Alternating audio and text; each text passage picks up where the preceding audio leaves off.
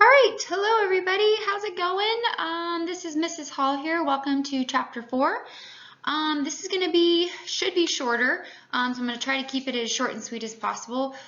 Just a heads up on this chapter, we are not going to be covering everything. And if you looked at your Chapter 3 questions, you can see we are not going to be covering everything. We will be covering the 3 Chapter 3 questions today in this lecture. So a couple things before we get started.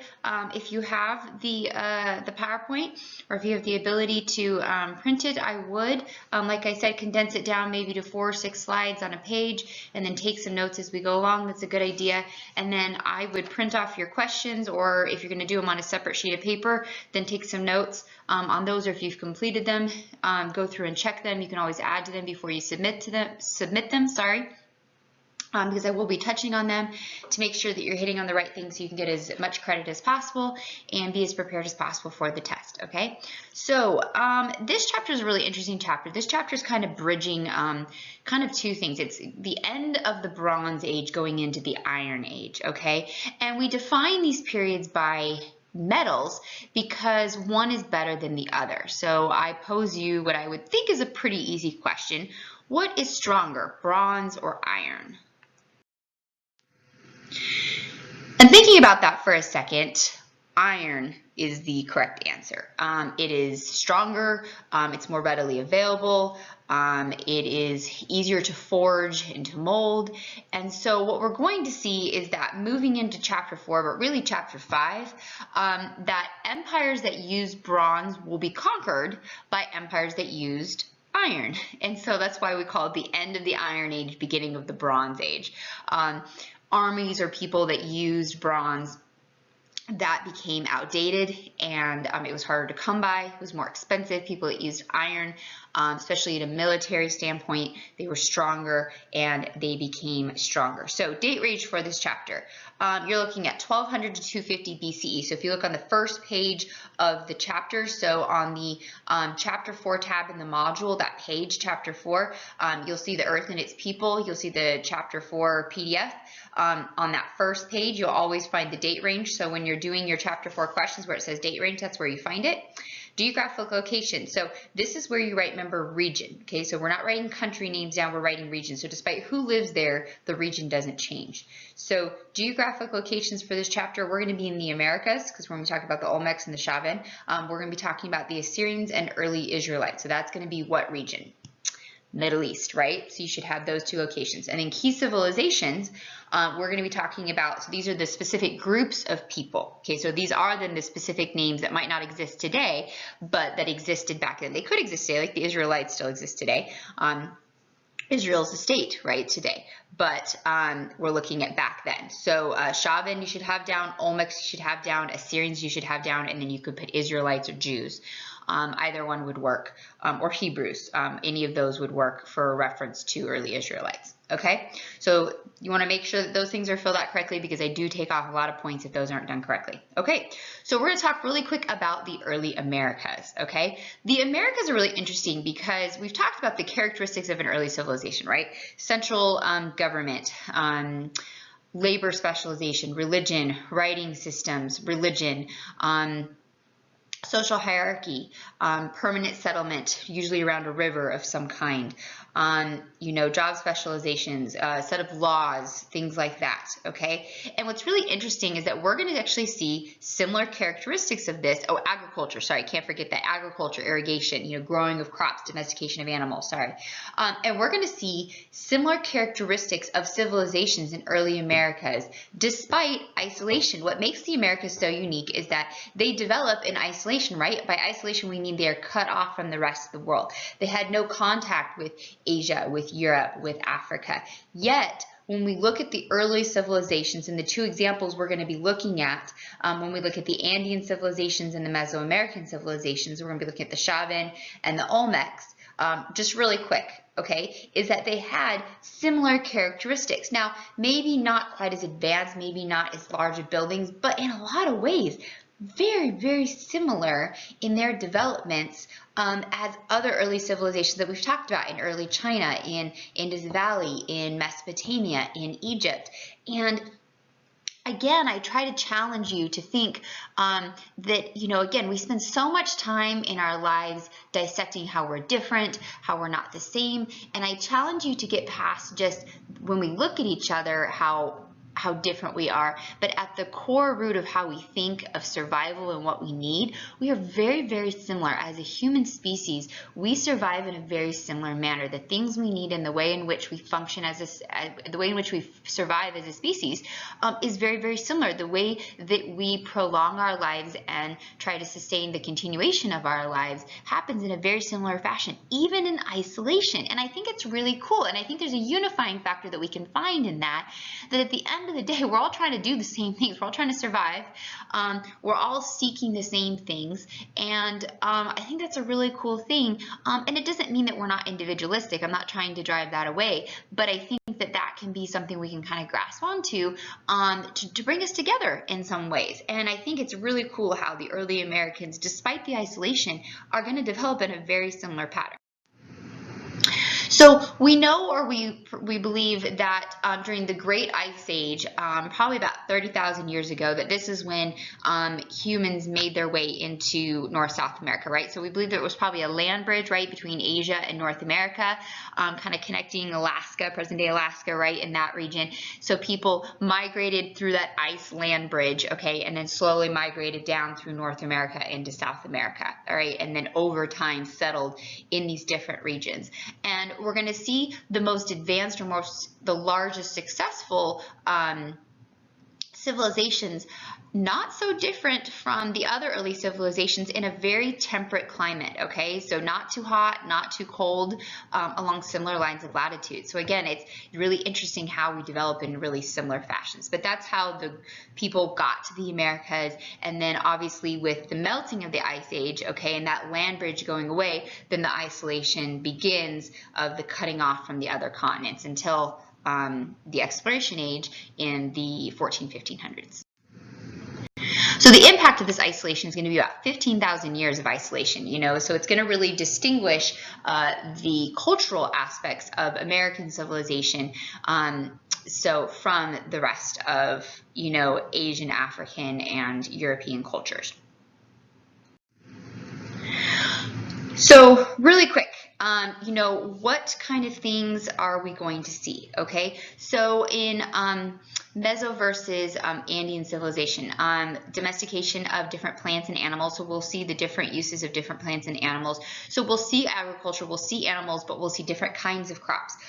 We know in the Olmecs, which are going to be in the southern region of like Mexico area, okay, their common crops are going to be like corns, beans, squash. They're going to have a real surplus of that. They're going to have both urban, which is going to be cities, and they're going to have rural areas. It's really interesting. Their religious and political powers were combined, okay? So we see them that they were polytheistic. They had irrigation systems. They had drainage canals. They had a writing system. They had a calendar system. The Chauvin, which are going to be in the Andean mountain ranges, somewhat into the jungles. They had urban capitals. They had a trade systems. They were much more into fishing. They had maize, so early corn. They used llamas as pack animals. And we see they had more use of metals and pottery than maybe the Olmecs had. All right, so these are some of maybe the distinctions. When you're in a mountain region, it's you're going to see the use of llamas used more. Whereas in the flatter regions of Mexico and things like that, you're not going to see the larger pack animals. Llamas weren't per se ridden. They were used for transporting goods up and down those mountain trails, which you can imagine would be really treacherous and a long journey. The Olmecs are probably going to be the most advanced as far as their writing systems and their accomplishments. So we give them probably a lot of credit for being the most advanced of the early of the early civilizations in the Americas, okay? And like I said, they're going to be in that southern region of Mexico and the Gulf of Mexico, right along the Gulf of Mexico. So a lot of fishing and things like that. We see amazing pyramids, worship centers, and again, a combination of religious religious political beliefs, which is very common in early civilizations to combine that religious political atmosphere. There's definitely a social hierarchy, and that's going to play a part of it as well. Probably what they're best known for are these very, very large stone heads. Yes, that's what you're looking at, is a very large stone head. What's really interesting is that the Olmecs didn't have walls around their cities. When archaeologists have found the ruins of the Olmecs, they found no walls around their cities. What does that suggest to you, if there's no walls around your city?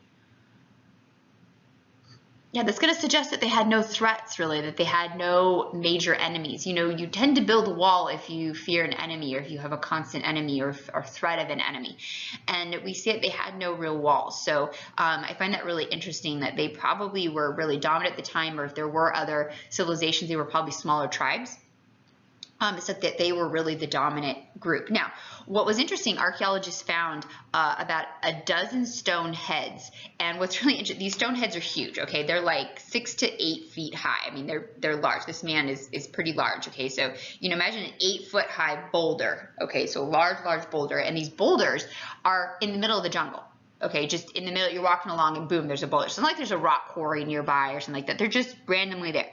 And they're all sitting there together, like in a circle, you know, and they're carved these faces into them. So we believe, we don't know, we've had a hard time interpreting their writings and this and that, but we believe that these are probably priests or warriors or important people of their civilization.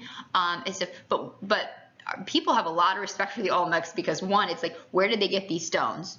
Two, how'd they move them? You know, one, let alone finding them, but how'd they move them, and then to carve them. So there's a lot of mystery around the Olmecs and these stones, these large stone heads. So later when we come back to the Americas, we'll say, remember the stone heads? And that's something that we'll talk about. Okay, we're going to move on to the Middle East, okay? And we're going to go to the First Empire, okay? Question number 2 on your homework poses this. Why have historians called the Assyrians of the first millennium BCE, so before Common Era, the first true empire? Now, when we think of an empire, Assyrians don't usually come up, okay? We usually say maybe the Romans, or we talk about, you know, the Russian Empire or the United States. We think of massive areas. And when you look at this map, okay, so this is majority in the Middle East, a little bit of the Mediterranean, you know, so Middle East going into Egypt, a little bit of Saudi Arabia, you know, going up into Turkey a little bit. This isn't necessarily what we would think of, right, as an empire, okay? I don't know about you and I, this kind of seems kind of small to be considered an empire. But this is what's really important. We have to define what it means to be an empire. Now, the Assyrians are going to last from, write this down, okay, 911 to 612 BCE. So 911 to 612 BCE is the rise and fall of the Assyrians. So only about 300 years, not super long, okay, super long. Now, there'll be varying degrees of that empire, and you can see that based on the markings on the map. Now, what makes an empire? Now, they are going to start, as you can see, in the northern region, so more up in Turkey area, okay, Syria, Turkey area, in the northern region of the Middle East, and then they will expand south, eventually down into Egypt. And their motivations for spreading were trade and resources, okay? A big reason why people spread outside of their native regions are trade and resources. Now, they are not the first people to conquer someone else. If you think back, you know, we saw the Babylonians, or we saw Mesopotamia all the time, city-states conquering one another and stuff like that. They are not the first people to conquer. So what is it that makes them an empire versus people before them, you know? And here's what it really comes down to, okay? An empire is not just conquering somebody. That's not enough. Okay, an empire is when you go outside of your homogeneous area. Okay, so if I just conquer, if let's say Henderson was a city-state and we conquered Las Vegas, or we conquered, let's be real, we conquered Boulder City. Probably be hard to conquer Las Vegas. They're bigger than us. Let's say we conquered Boulder City. Okay, that'd be doable. They're smaller than us. You know, they wouldn't see it coming. We could attack them. Okay, if you're from Boulder City, sorry. Okay, so let's just say. Okay, that would not make us an empire, because generally speaking, other than they call themselves by a different city-state, we're similar location. And at this time, you have to understand, at this time, people were not multicultural. Okay, everybody pretty much kind of looked the same. People weren't moving about a lot of the time. Okay, people weren't migrating very far. To migrate, you had to walk. Okay, people weren't sailing and doing things like that. So moving outside of your region was a very, very different thing. So conquering is not enough to make you an empire. What makes you an empire is going outside of your cultural, native, your cultural, racial, ethnic region, where people start to look and act and culturally are different than you. Okay, so some of this actually does, start to come down to skin color. Okay, when people start to look different than you, the religious beliefs are different, the skin color is a little bit different, the languages and the tongues are different, cultural aspects, racial aspects, religious aspects are different. So what makes the Assyrians the first true empire is that they were the first to conquer not just their homogeneous, meaning the other cultures and people that are the same as them, but outside of that, okay, and they went all the way into Egypt. And when we get to the Israelites here in a minute, they conquered the Israelites as well. Now, part of the reason they were able to conquer outside their homogeneous area is they used the new type of weapon, which was what? Iron, okay? And a lot of Mesopotamia was still using the old kind of weapon or old kind of metal, which was bronze. So part of what made them efficient was, one, they were just really good fighters, okay? They were badass fighters. Sorry, I'm just going to say it. They were, okay? They had a really, really large army, okay? 500,000 people. I mean, that's a lot of people, okay? That's huge army at the time. Today, that might not sound huge, but at that time, I mean, that is absolutely massive. Nobody can even come close to that. You might be able to come up with a couple tens of thousands, but 500,000, that's like unheard of, okay? They had iron weapons, professionally trained, and everyone else is much smaller and, using bronze weapons, okay? So it's not that they were the first to conquer, it's that they're the first to do it at the size they did it, with the weapons they did, and they go outside of their native region, okay? So going outside their native region is what makes them an empire. So when you're defining what is an empire, okay, it's going outside of your homogeneous area. And you have to understand that at this time, people were not multicultural, okay? It would be very common your whole life to go, it would not be uncommon to go your whole life and not see someone of a different skin color. Okay, so you and I are growing up in a very different world where it's very common to see people of different skin colors and backgrounds and mixed backgrounds and things like. We live in a very multicultural society. But at that time, that was not the case. So if you were of lighter skin tone and you saw someone of a darker skin tone, you would be shocked. You would be like, who is that? Or vice versa. If you were darker skin tone, you saw someone of lighter skin tone, you would be like, whoa, what is that? You would be thrown off by that. Okay, so to go outside of your native region was a really big deal, and the Assyrians did that. Now on a map it doesn't look that big, but for the time to conquer and control it, that was a really big deal. Okay, so they did this through terror tactics, they did it through deportation, they did it by conquering the governments, and they were ruthless, okay? So you're gonna need to go through and go look at specifically the tactics that they used, but this is what made them an empire. So you have to make sure somewhere in your response, it's about going outside of their native region. Okay, so it's outside of the homogeneous region, all right? That's really, really important that you emphasize that in your response. So previous people, what we would think would be empires like Hammurabi, we've talked about him, or the Egyptians, which had larger areas. But again, the problem was that those were homogeneous populations. So Mesopotamia, while we refer to it as a region, they were a bunch of little city-states, right? So even though Hammurabi was from another city-state, when he conquered Babylon, the reality was the language, the religions, and things like that were probably very similar, okay? And the skin colors were the same. Okay, same within Egypt. So yes, you might have conquered your enemy. Enemy is not just about race. You know what I mean? That's something we have to remember, you know? So enemy is just somebody that has something that you want, okay? And what made them an empire was going outside of that and then starting to see those cultural, racial, language and religious differences, okay? And the Assyrians did that. They not only defeated rival kingdoms, but people of diverse and enormous lands, and they did it in a very aggressive way. The problem with the Assyrians, though, is once they conquered, they were very greedy. They were not tolerant of other religions. So while they will conquer this empire, they will not. This empire will not last for very long because they were absolute tyrants while they ruled. So looking at your third question, why were the Assyrians able to conquer and control such large and diverse empires? Okay, so first is their government, right? They had a very large government. Their government representatives would go and collect taxes from those in adjoining areas. They had a very large army. Like I said, 500,000 troops. Nobody could even come close to that, okay? And they used what was called a land grant system. So in exchange for people's military service, they would grant them a large plot of land. So let's say maybe, you know, hey, serve for 5 years and you get 1,000 acres. People would be like, heck yeah, all right, cool. You know, they had the most modern weapons. You know, they had iron weapons. They had superior engineering. So with their weapons. So they used terror tactics. They were ruthless. If you stepped out of line, they would kill you, they would deport you, they would take your family. There was really it was their way or the highway, and highway could mean losing your property, burning your property, death. They overtaxed. So while they were able to control this vast empire, they really ruled with an iron fist, and they were absolutely horrible to have as leaders. And like I said, their rule didn't last that long. The Assyrian Empire only lasted from 911 to 612 BCE, which when you look at an actual empire is really not that long. So they did this through using a trade system, large military, local government officials, but because of their extremism, and I'm going to keep reiterating this, extremism doesn't last, okay?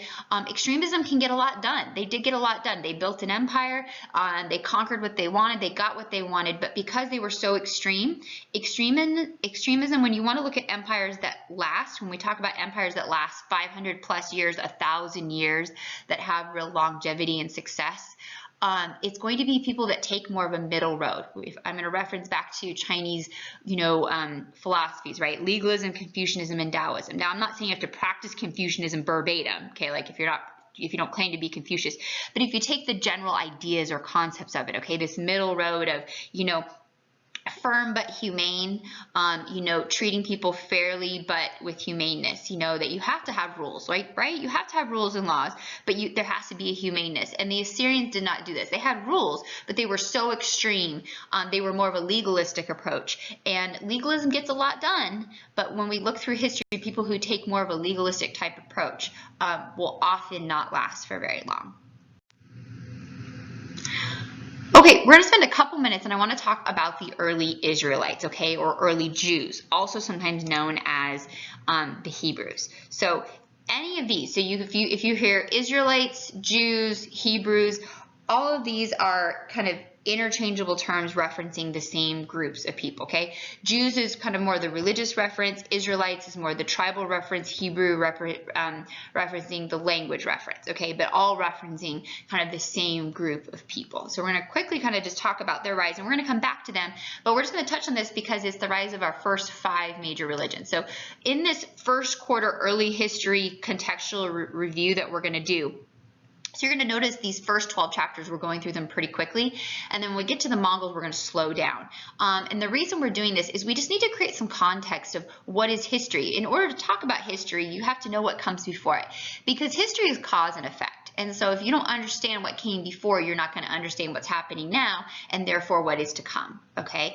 And it makes you a much more analytical thinker. It makes you more well-rounded, and it makes you not so defensive of things and much more able to analyze your surroundings and understand why things are the way that they are. And even today, to understand why things are the way they are. Okay, so let's look a little bit at the history of the Israelites and early Judaism, okay? Abraham is considered the father of Judaism, okay, or kind of it's founded with Abraham or starts with Abraham, okay? And we believe it was roughly around 1200 BCE that Abraham made a covenant with God. So when I say a covenant, what do I mean? Covenant's not really a word we use today. Like if you were to go to your mom and say, Mom, let's make a covenant, your mom would be like, what are you talking about, right? That's kind of an outdated term that we use. But covenant is basically is a more formal way of talking about a promise. It's an agreement, okay? It's a more formal version of that, but it's a promise, it's an agreement. So At the time, 1200 BCE, most religions were polytheistic, meaning they had many different gods. So the story goes, and again, I just want to reiterate, because we're going to talk about all 5 major religions. We're going to talk about Judaism, Christianity, Islam, Hinduism, and Buddhism. Okay, so we're going to be talking about all of them. And when we talk about all of them, again, this is not about proving a religion, or this one's right, or this one's wrong, or this one. That's not the goal of any of these. This is just to talk about the historical of here's when it was founded, here's the beliefs, here's the general beliefs, and if you understand the beliefs, then you'll understand these groups of people, and then you understand those groups of people, because religion does have a huge impact on our lives and the decisions that we make and what we do culturally, and then how that impacts other people. And part of understanding the religions, especially Judaism, Christianity, and Islam, with understanding conflicts in the Middle East, is understanding the beliefs of these religions, or understanding in India Hinduism and Buddhism, and understanding some of the struggles in India today, with the caste systems and things like that. So religion often is a huge part of understanding culture and understanding warfare and understanding conflict. Okay, so this is not about proving religions. This isn't about anything like that. This is just looking at the historical facts of how they came about and the basic beliefs. Okay.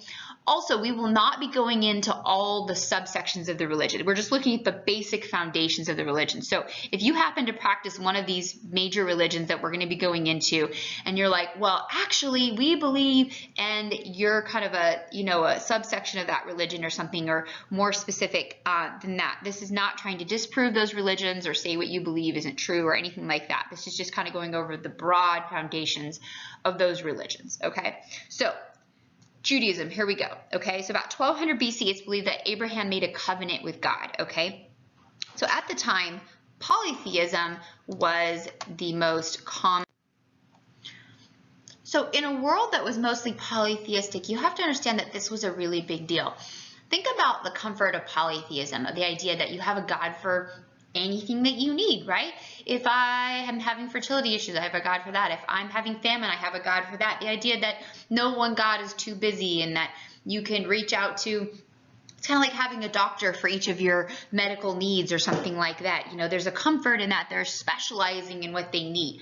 So the idea that Abraham would make a covenant with one God, okay, and this covenant was this. So here's the covenant, because this covenant is the basis then of the rest of the beliefs, okay?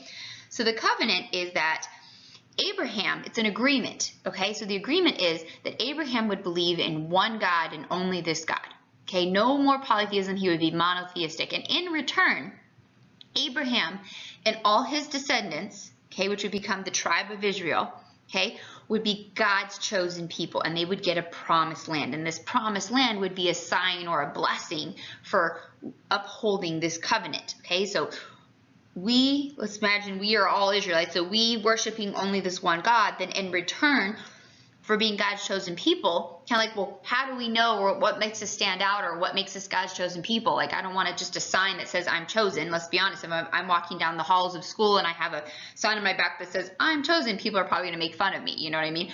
But if I'm chosen, having a sign that says I'm chosen means I get a special lunch every day, like, I don't know, think about what's your favorite lunches. For me, I love sushi, so let's say that I got to eat sushi every day.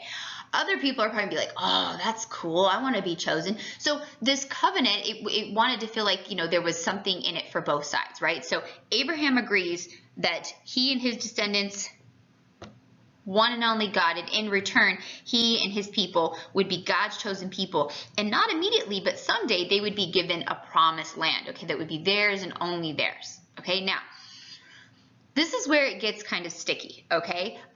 Jews, and then eventually Christianity, which will branch off of Judaism, we'll get to that later, okay, believe that God's chosen people are descendants through, he had 2 sons, okay, believe that they are descendants through Isaac, okay? So his son Isaac that he had with his wife Sarah, okay?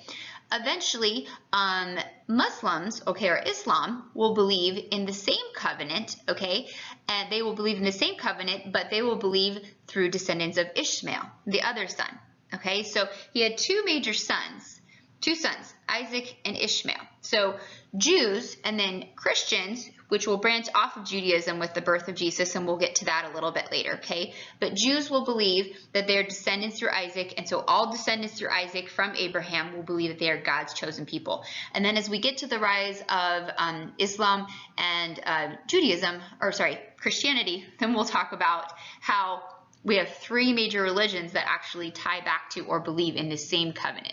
But it started with Judaism. So Judaism starts around 1200 BCE, this covenant with God that makes them monotheistic. So being monotheistic believes that there's one true God, so that they go to the one God for everything. So at the time, this was very counterculture, okay? Now, if you look at actually Western culture today, monotheistic religions are the trend, right? Polytheistic religions are not the trend in Western culture, okay? Or when I say trend, I mean common, okay, or dominant, okay? So monotheistic religions are more common in Western culture, okay? So, but flip that around, okay? So at the time, everybody was polytheistic. So if you walking around, you're like, yeah, I only believe in one God, and you're like, what? Like, that's going to seem really weird to people. So the Israelites really stood out. They were a minority amongst a majority polytheistic people, and they definitely were not popular for these beliefs, okay? They believe their God to be all-knowing and all-powerful and always present, and so went to him and that he fulfilled all of their needs. And again, in return, they believed that they were God's chosen people. So every religion usually has a religious text. So this religious text is where you go to, and I like to call the religious text your kind of how-to, your manual, right? You know, so if you're going to practice a religion, then you need to know, how do I do that? What steps do I need to take, or what do I need to do to follow this religion? So within Judaism, the Torah is going to be the religious text where you go for all your guidance, your beliefs, practices. So this not only has the beginning beliefs of, you know, Abraham and basic beliefs, but it also has guidance for how you should live your life, for cleanliness, for food preparations, laws. So religious texts in general not only provide backstories of the religion and important people and stories and lessons and things like that, but also then tend to provide laws and guidelines for people to follow. So we've talked about this before. Early history, we know that religion existed even before there was written record.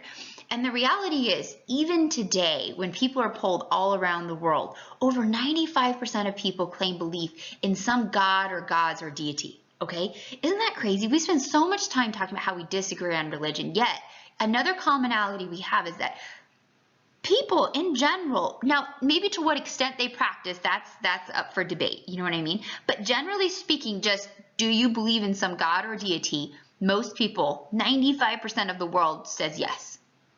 Yes, I believe in some kind of god or deity or gods. Wow, that's pretty powerful.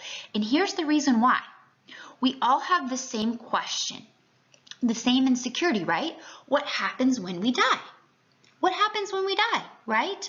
And religion helps answer that question, right? Now, each religion has a different answer to that, but we seek religion for the same reason. So religious text then becomes a guide of how to achieve that afterlife, right? How to achieve or how to fulfill what that religion asks us to do so that we can do it to the best of our ability, right? To go to that afterlife. Okay, and so the Torah is laying out the background of Judaism. Here's what we believe. Here are the important people of this history. Here's what we believe about God, okay, and monotheism. Here are our laws. Here's for cleanliness. Here's how you should live. Here's food preparation. Okay, here's how you should live your life. Here's how you should view the world.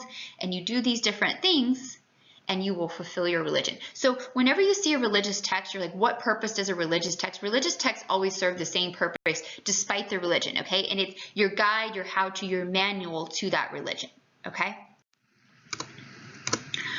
The Israelites were a very small group in Mesopotamia, okay? So another one of those kind of nomadic groups in Mesopotamia. They were pastoralists. They raised sheep, goats, and they would move around from place to place during the seasons looking for pastors for their animals, okay? And in and around the area, most people believe, what is present-day Israel. There was a time, actually, when they ended up in Egypt. There was some drought in Mesopotamia in the main part of the Middle East. And actually quite a few people, because the Egyptians were unified, they had a stockpile of grain.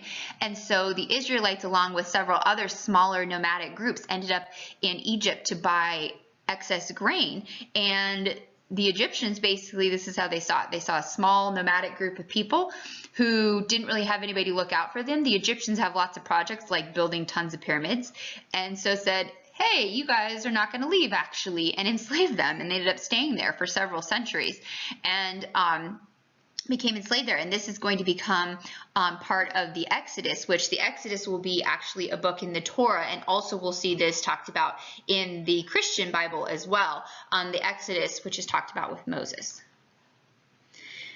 The Exodus is the idea when they were released from Egypt, okay? So they were held captive in Egypt as slaves, and then Moses will help release them from Egypt, and this is finally then when they are taken to their promised land, so that covenant that was made with Abraham many years earlier, where they're finally taken to their promised land, and that covenant with God is going to be fulfilled, where God's chosen people will finally have their promised land.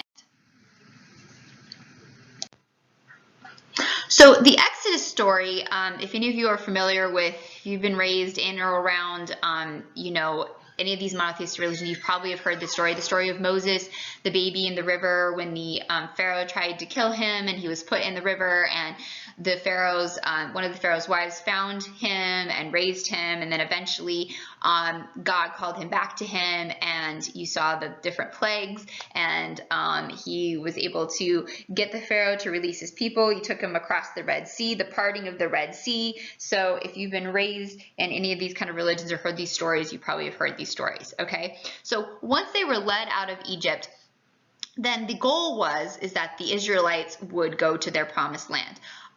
In and around present day Israel, or just south of there, okay, is believed to be the area that they ended up. Now, when you look at where they were going, or the path they took, okay, if you look at this map on the right, okay, this is the path they were supposed to take, or the path that they took, okay, so they just went south of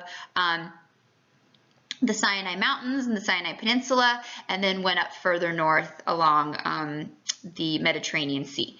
Okay, so this should have taken maybe, let's just be gracious, let's give them some extra time. Let's say it took them 6 months. You know, they had a lot of elderly people and they had to stop a lot. Let's say they stopped, you know, on the Sabbath, you know, just to reverence of God. Let's just say that they really took their time. This shouldn't have taken that long. This should not have taken, yet it took them 40 years. 40 years. So it's like, why did it take them so long to get to this promised land? Why did it take Moses so long to get them there? Okay. Well, here's what happens, or here's how the story goes. Okay. So Moses gets them to the Sinai Mountains, and they're stopping and they're resting. And this is when Moses goes up in the mountains and he's having time with God. And this is when he gets the 10 Commandments. Now, the 10 Commandments are the moral code, all right? The 10 Commandments, which will be on 2 tablets for Judaism and also for Christianity. So both religions will share these 10 Commandments, all right?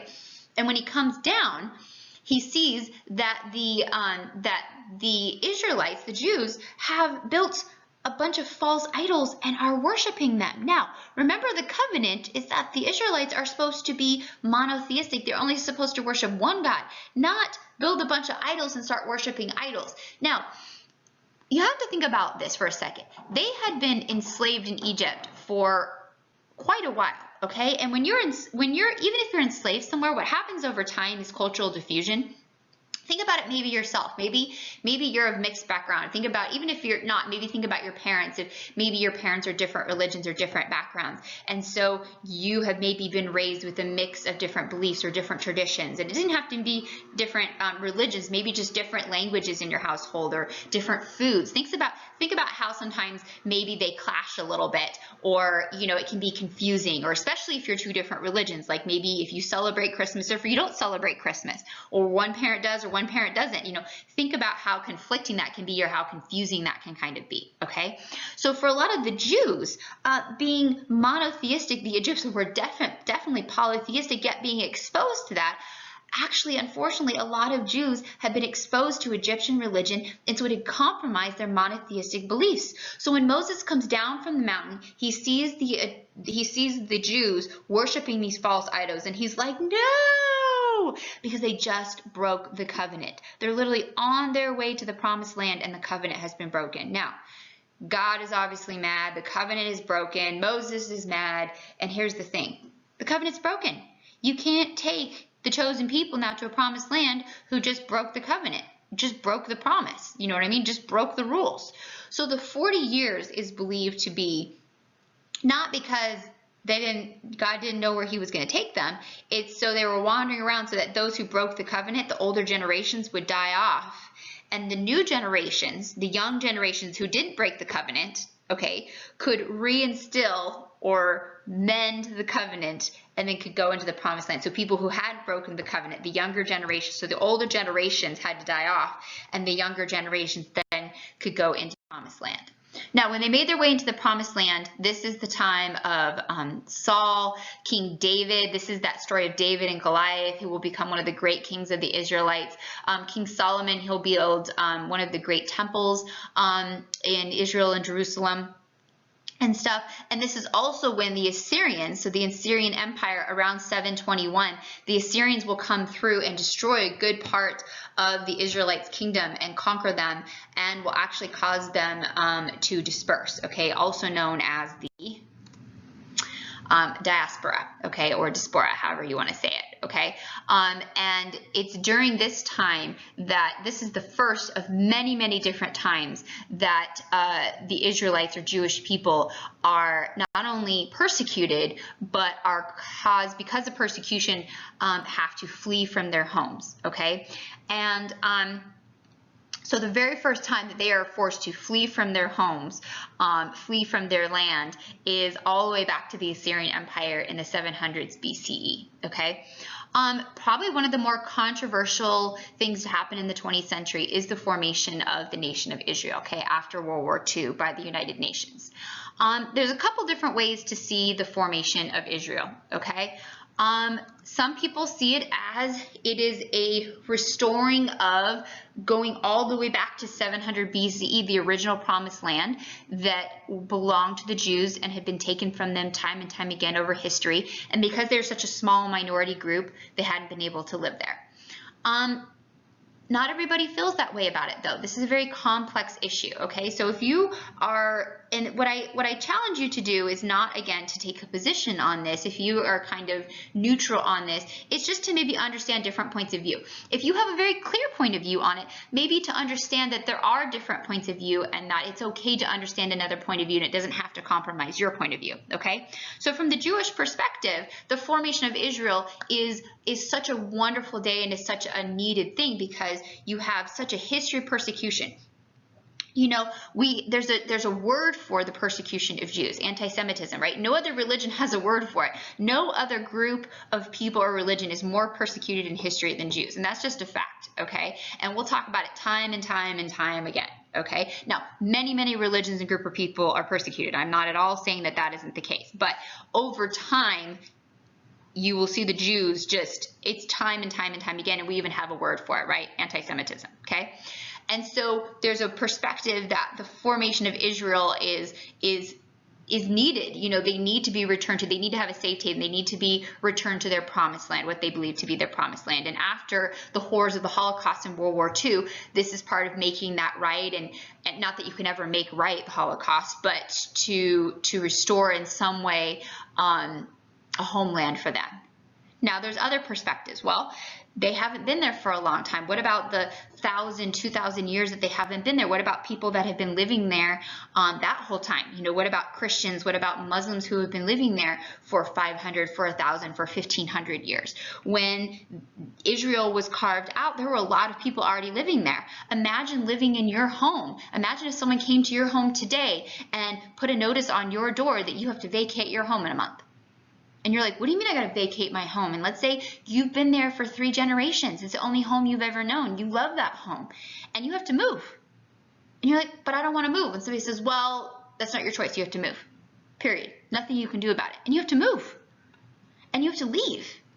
I don't know about you. That would be really hard for me. I would be super hard. And on top of that, What if you also believe that that is your promised land? Christians also believe that that's their promised land. Muslims also believe that that is their promised land. So this is where the formation of Israel becomes very sensitive and is a very complex, hard issue, okay? And depending on your point of view or perspective, can have very, very different feelings. And this is also part of the reason that the Middle East, not the only reason, there are a lot of different reasons that we're going to talk about this year, okay? So we're not going to leave this issue alone, but a lot of different reasons why the Middle East has a lot of conflict. And yet one of them, and this is a core reason, not the only reason, but a core reason, is because of these religious beliefs. You have three major groups, Judaism, Christians, and Muslims, all believing in the same covenant with God, all believing they are God's chosen people, all believing in the same promised land. How many promised lands are there? One. How many groups believe it's theirs? Three. See the problem? Okay? Kids have a hard time sharing. You imagine now religious groups have a hard time sharing. This is a very difficult thing. Very, very difficult thing, okay? And so depending on your perspective or point of view. And so this isn't about a right or wrong. This is just about understanding perspectives and respecting those perspectives, that this is a very complex issue, but understanding the history behind it, okay? So again, just trying to understand the historical perspective of how this has come about. And we're going to continue to talk about this issue. Okay, last thing, women. Women in Israel, like I've already talked about, are going to follow the same trend. When the Israelites, before they went to Egypt, were pastoralists, before they really went to their promised land and had the formation of Israel under King David and things like that, women had a very decent role, a vital role within the family. But the more urban that the Israelites became, the more settled they became, women are going to lose their rights. So the trend that we're going to see in history that I've already touched on is that as societies become more urban, become more civilized, kind of say that in quotes, okay, unfortunately our approach and treatment of women will become less, okay? The role and the status of women will go down and the patriarchal society will be enforced. And when I say that, I mean that in the way of the submission and oppression of women and stuff. Patriarchal society doesn't always have to mean submission, oppression of women, but historically speaking, that is what it means, okay? Women lose their rights, they become subservient to men, and we have no rights. You know, we almost, in some ways, almost become like property, in a way like animals. We are there to raise the children, to keep over the house, and we have no rights, and we are under and at the mercy most of the time of the male figure of the household. So whether it be our father, our brother, our husband, whoever the male elder figure in the household is. Okay, so that's going to wrap up chapter 4 for us. So I hope you understand, and we're going to continue talking about the major religions. By no means are we done talking about Israel, the Middle East, and the major religions. Okay, have a great day.